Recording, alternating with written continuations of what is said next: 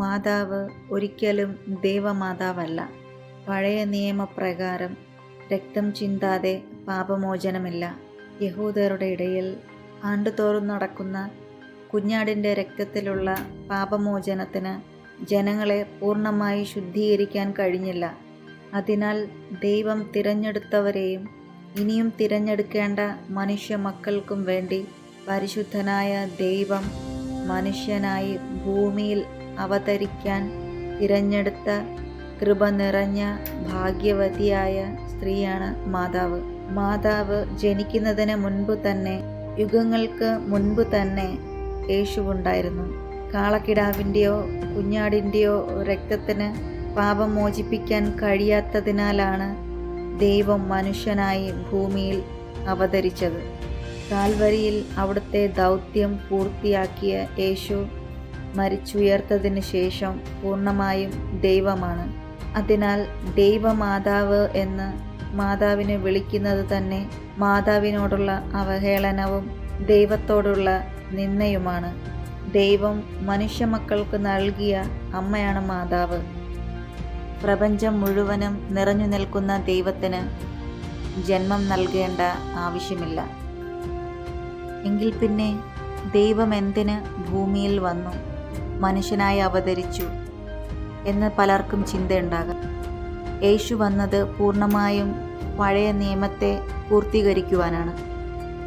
യഹൂദ നിയമപ്രകാരം ഒരു കുടുംബത്തിലെ വിലപിടിപ്പുള്ള വസ്തുക്കളോ അവകാശിയോ നഷ്ടമാകുമ്പോൾ ആ കുടുംബത്തിലുള്ള ഒരു ചാർച്ചക്കാരന് ആ വ്യക്തിയെയോ വസ്തുവിനെയോ വീണ്ടെടുക്കാനുള്ള അവകാശമുണ്ട്.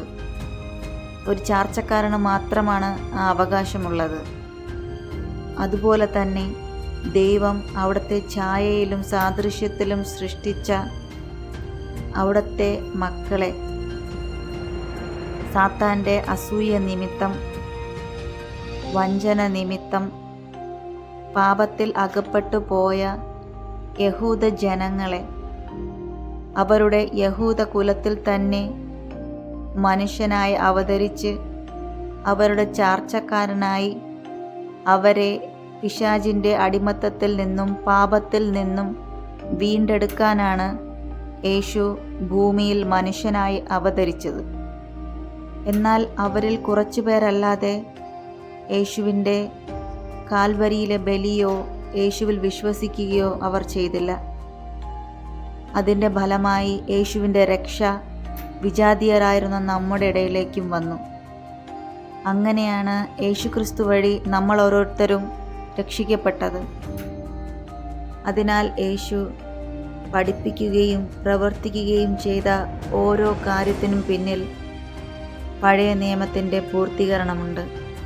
പരിശുദ്ധനായ ദൈവമായ യേശു പെസഹ കുഞ്ഞാടാണ്, പാപപരിഹാര ബലിയാണ്, നമ്മുടെയും മനുഷ്യകുലത്തിൻ്റെയും വീണ്ടെടുപ്പുകാരനാണ്, എന്നേക്കും ജീവിക്കുന്ന പുരോഹിതനാണ്, ഏക മധ്യസ്ഥനുമാണ്.